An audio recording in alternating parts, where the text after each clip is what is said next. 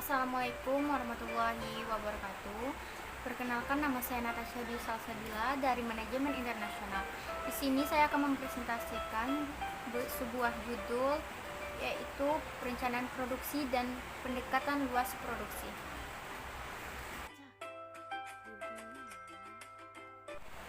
Di sini saya akan langsung saja mempresentasikan pengertian perencanaan produksi. Perencanaan produksi adalah perencanaan kegiatan produksi dan manufaktur di perusahaan atau industri. Hal ini memanfaatkan alokasi sumber daya kegiatan karyawan, bahan, dan kapasitas produksi untuk melayani pelanggan yang berbeda-beda.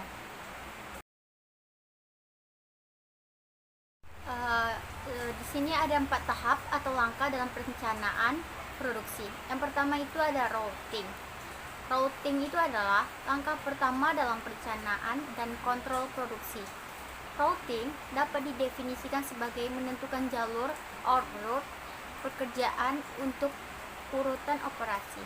Yang kedua ada scheduling, yaitu adalah penjadwalan langkah kedua dalam perencanaan dan kontrol produksi.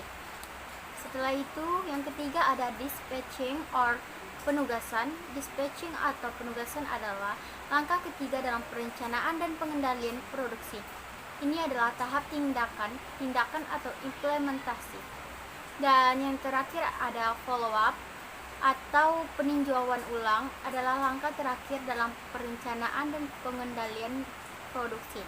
Ini adalah perangkat pengendali dan berkaitan dengan evaluasi hasil. Ada beberapa metode dalam perencanaan produksi. Yang pertama yaitu job method or metode pekerjaan. Dengan metode ini, tugas lengkap pembuatan produk ditangani oleh pekerja tunggal atau kelompok. Jenis pekerjaan yang menggunakan metode ini bisa berskala kecil atau kompleks. Metode ini biasanya dimasukkan ketika spesifikasi pelanggan sangat penting dalam produksi penjahit, juru masak, dan penata rambut. Tujuan perencanaan produksi. Di sini terdapat beberapa tujuan perencanaan produksi.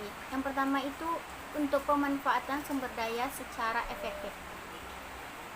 Yang kedua ada aliran produksi yang stabil. Yang ketiga, perkiraan sumber daya. Yang keempat, memastikan jumlah stok yang optimal. Yang kelima, mengkoordinasikan kegiatan departemen. Dan yang keenam, meminimalkan pemborosan bahan baku. 7, meningkatkan produktivitas tenaga kerja. 8, membantu pemimpin pasar. 9, memberikan lingkungan kerja yang lebih baik. 10, memfasilitasi peningkatan kualitas. 11, menghasilkan kepuasan kepada konsumen. Itulah beberapa tujuan perencanaan produksi. Sekarang kita akan membahas pendekatan luas produksi. Sebelum kita membahas lebih dalam apa itu pendekatan luas produksi, kita harus mengetahui apa itu luas produksi. Baiklah, langsung saja saya menjelaskan.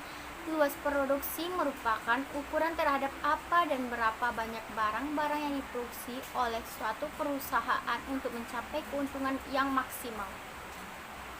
Luas produksi pada suatu perusahaan yang memproduksi lebih dari satu jenis produk merupakan salah satu faktor penting yang harus diperhatikan oleh perusahaan.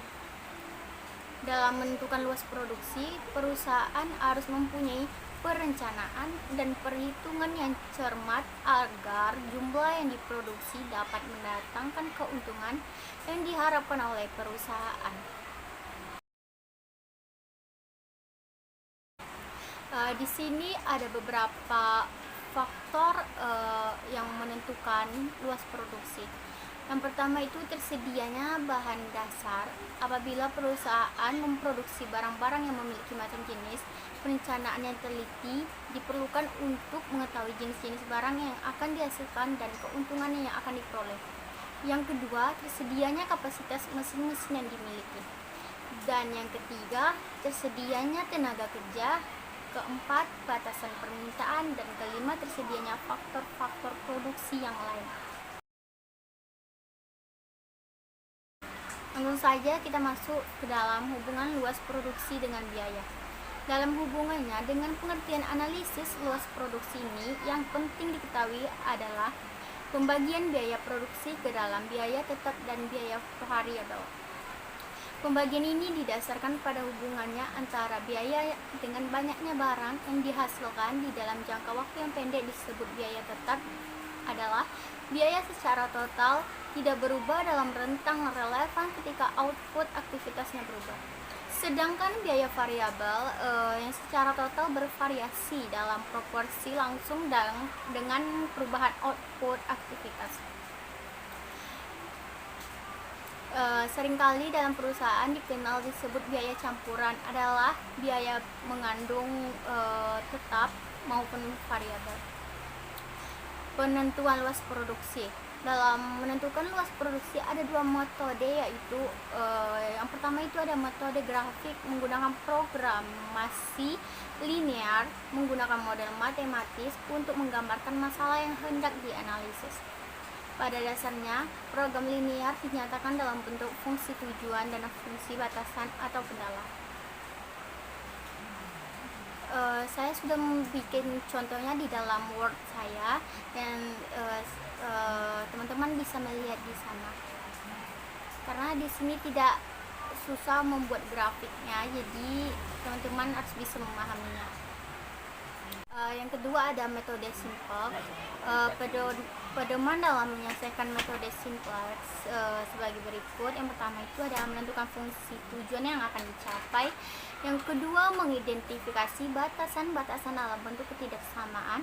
Yang ketiga, merubah ketidaksamaan dari batasan yang ada menjadi bentuk kesamaan dengan cara menambahkan unsur-unsur slack variable or S ke dalamnya. Yang keempat, memasukkan fungsi tujuan dan batasan yang ada dalam tabel simple pertama. Yang kelima, menentukan kolom kunci, barisan kunci, dan angka kunci. Keenam, mengganti angka-angka pada baris kunci dengan angka-angka baru. Angka-angka baru diperoleh dengan cara membagi semua angka-angka yang ada pada baris kunci dengan angka kunci. Yang ketujuh, menentukan angka-angka baru pada baris yang lain dengan cara mengurangi angka-angka lama pada baris yang bersangkutan dengan hasil kali antara angka-angka pada baris kunci yang bersesuaian dengan fixed ratio. Yang terakhir, memasukkan atau menyusun angka-angka baru tersebut ke dalam tabel simple kedua. Jika pada baris C sama dengan Z masih ada angka yang positif, maka lakukan lagi langkah-langkah di atas dimulai dari langkah kelima. Jika angka pada baris C sama dengan S sudah tidak ada yang positif, maka kombinasi yang dicari sudah optimum. Pola produksi. Setelah proses penjualan ditentukan, maka persoalan yang muncul adalah pengaturan produksi untuk memenuhi kebutuhan permintaan yang berfluktuasi. Dalam merencanakan pola produksi, terdapat beberapa faktor yang perlu dipertimbangkan, yaitu pertama adalah pola penjualan. Itu artinya perusahaan dalam berproduksi untuk memenuhi kebutuhan penjualan. Apabila suatu pola penjualan bergelombang dipenuhi dengan pola produksi konstan, akan terjadi masalah penyimpanan.